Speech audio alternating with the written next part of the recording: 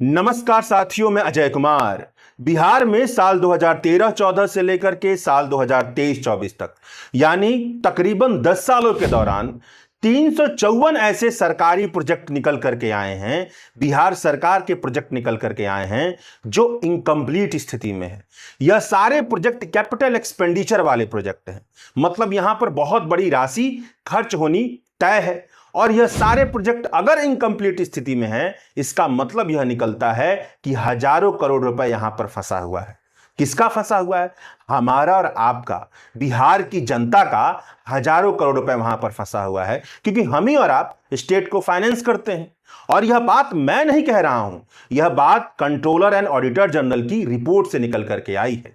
Controller and auditor general की report एक संवैधानिक संस्था की रिपोर्ट है, और यह रिपोर्ट जो बिहार राज्य के स्टेट फाइनेंस के लिए साल 2023-24 के लिए जारी हुई है, इस रिपोर्ट से यह निकल करके आता है कि साल 2013-14 से लेकर के साल 2023-24 तक, मतलब कुल 10 सालों के दौरान बिहार सरकार के तकरीबन 354 ऐसे प्रोजेक्ट हैं जो इनकम्प्लीट स्थिति में हैं, जिनकी कुल अनुमानित कॉस्ट तकरीबन 9,653 करोड़ है।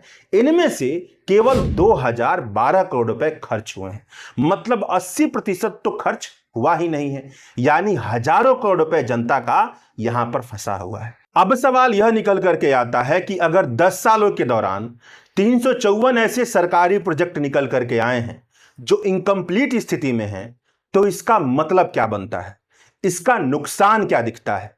तो कंट्रोलर एंड ऑडिटर जनरल की जो रिपोर्ट है, अंग्रेजी भाषा में जो बातें लिखी गई हैं, अगर उन्हें सरल तरीके से बताया जाए तो पहली बात तो यही निकल करके आती है कि यह बताते हैं कि सरकार का कामकाज ठीक नहीं है।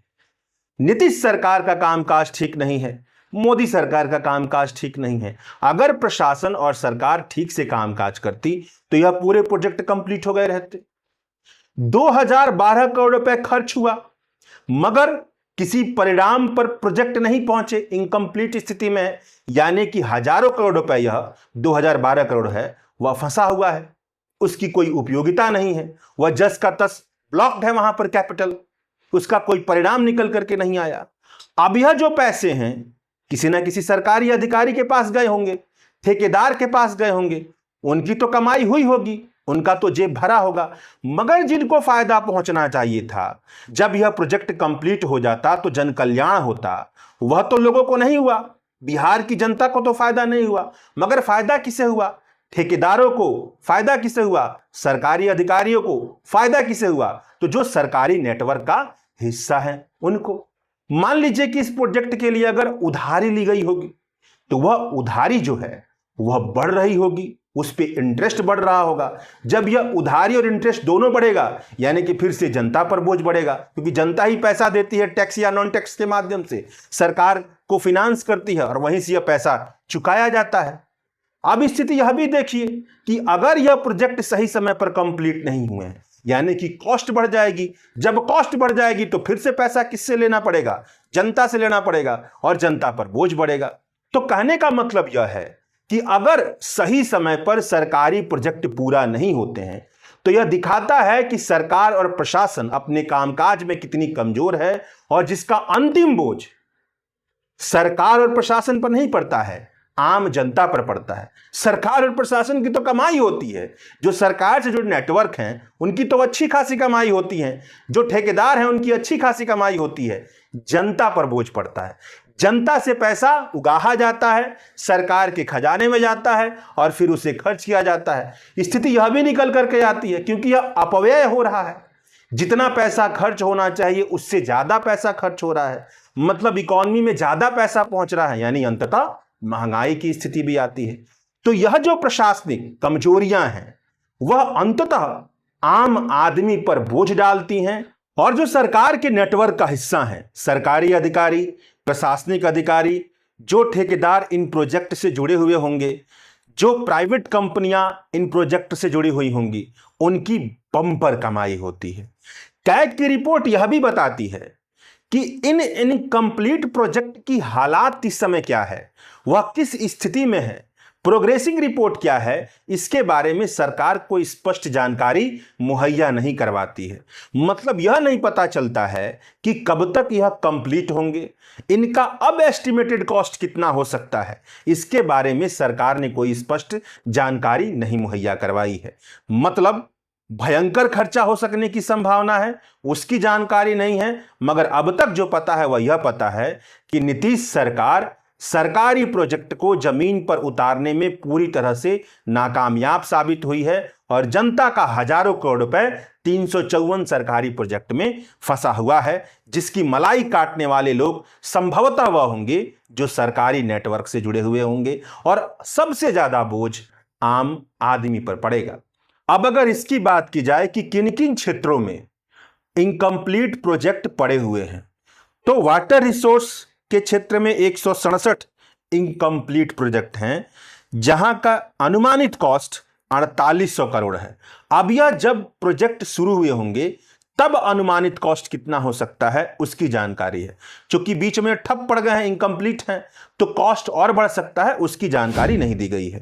कैग की रिपोर्ट बताती है कि पब्लिक हेल्थ एंड इंजीनियरिंग के क्षेत्र में 52 इनकम्प्लीट प्रोजेक्ट हैं। रोड कंस्ट्रक्शन के क्षेत्र में 70 इनकम्प्लीट प्रोजेक्ट हैं, 1611 करोड़ उनका अनुमानित कॉस्ट है।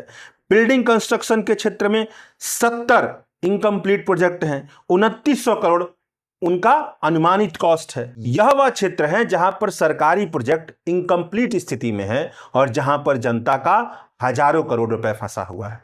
अब अगर देश के संदर्भ में समझा जाए तो यही सारी वह स्थितियां हैं जिनकी वजह से देश में आर्थिक असमानता की स्थिति पैदा होती है।